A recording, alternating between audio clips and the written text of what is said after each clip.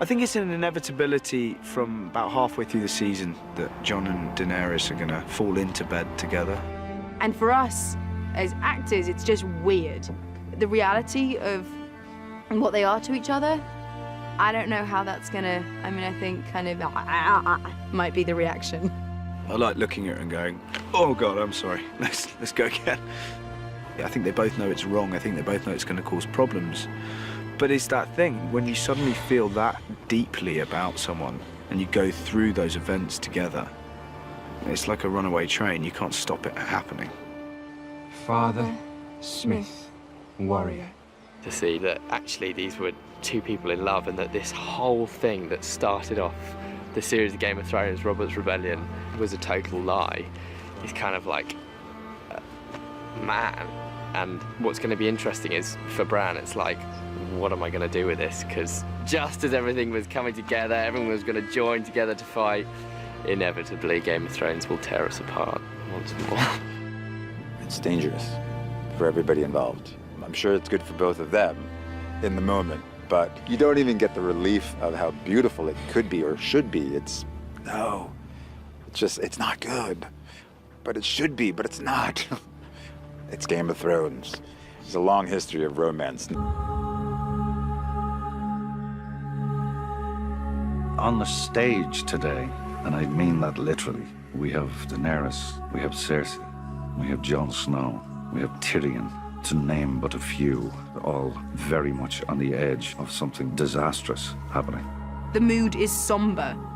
It's, world leaders uniting and disagreeing about how the world should be run. It can go south very quickly, and that's the brilliant part of the sequence, because you know how quickly things can turn on this show. It's a potential powder keg. So no matter what's happening, no matter who's meeting who, the potential for things to completely explode is always there.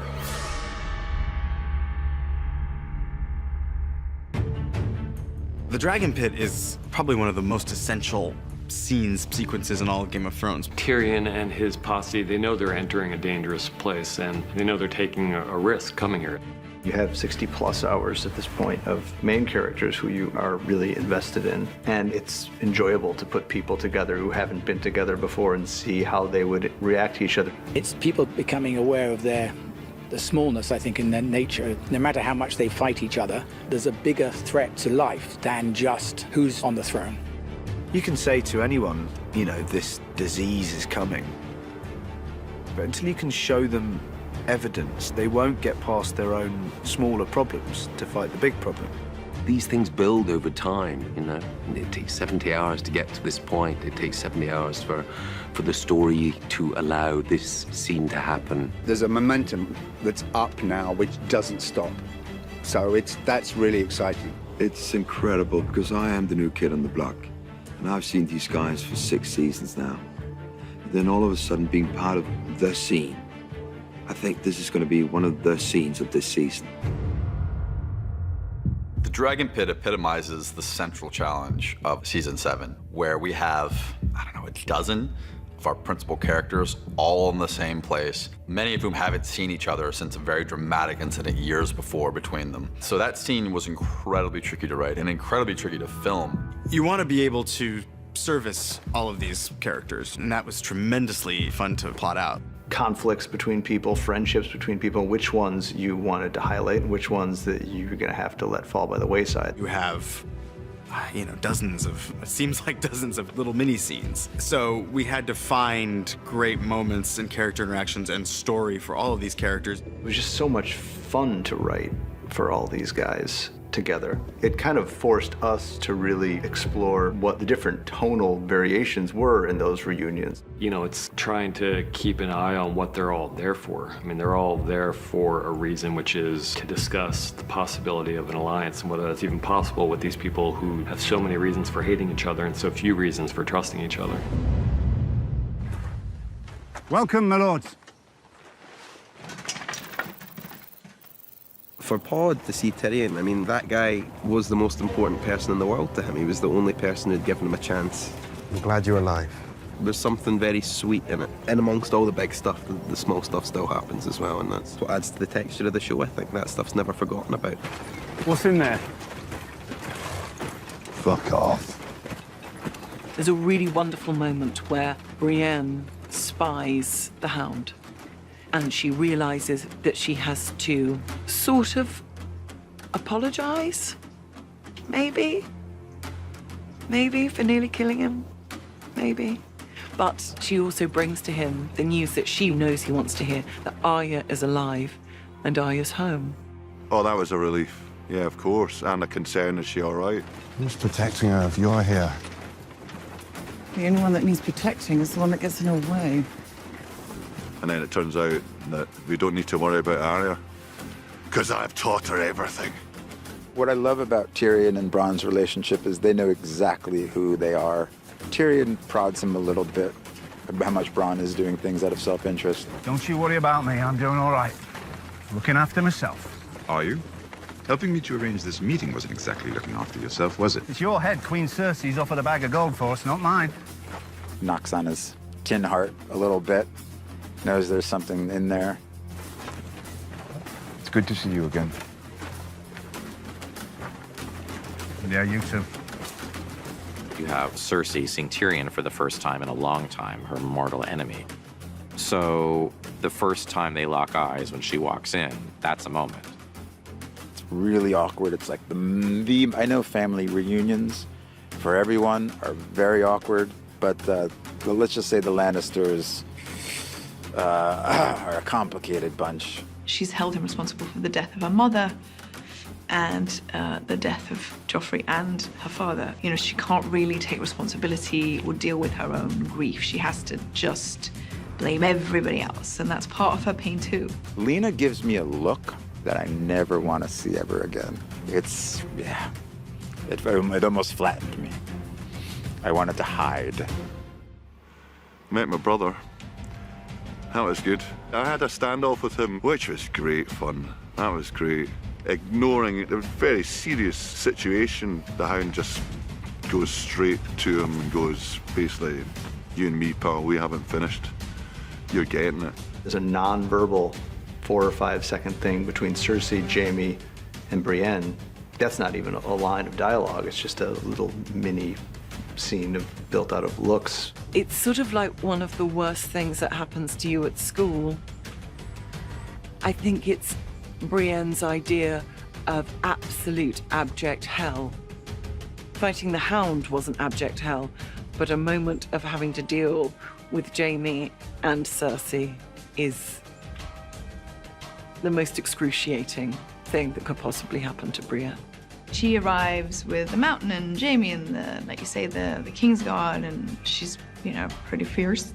And then she realizes that Dany isn't here, and that pisses her off, obviously. And then, of course, Dany arrives on Dragon. I take Fashionably Late to brand new heights.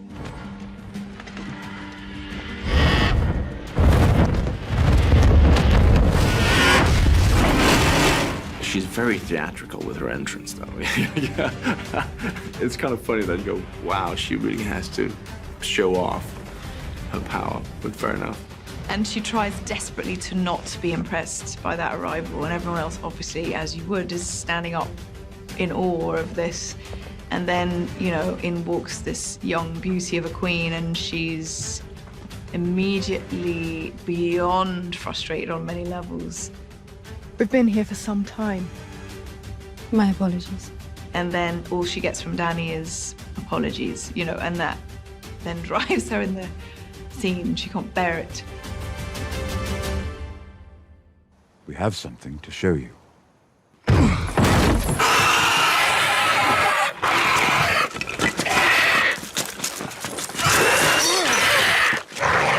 Well, for me, being a horror nerd, I was slightly giggly. So I was like, oh, my very own zombie.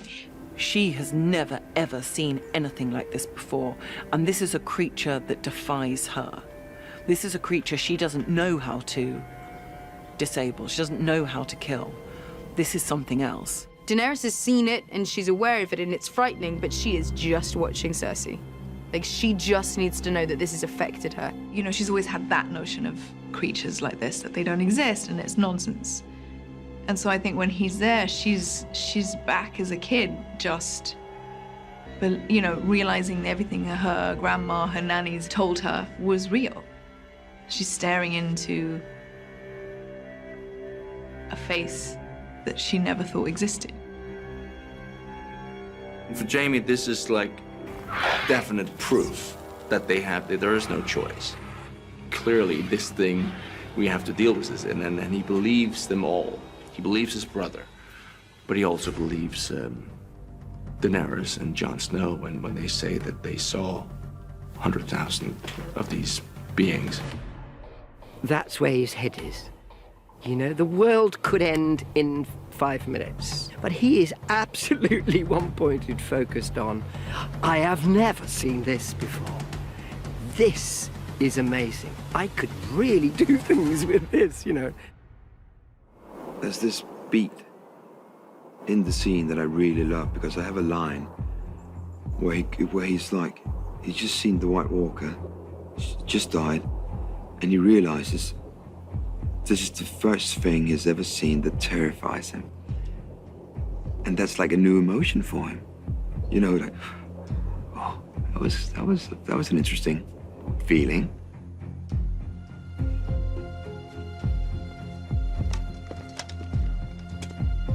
I'm going back to my island. You should go back to yours. When winter's over, we'll be the only ones left alive. And then it all rests. Her dragon's death, everything rests on Jon Snow just lying. The Crown accepts your truce. In return, the King in the North will extend this truce. He will remain in the North where he belongs.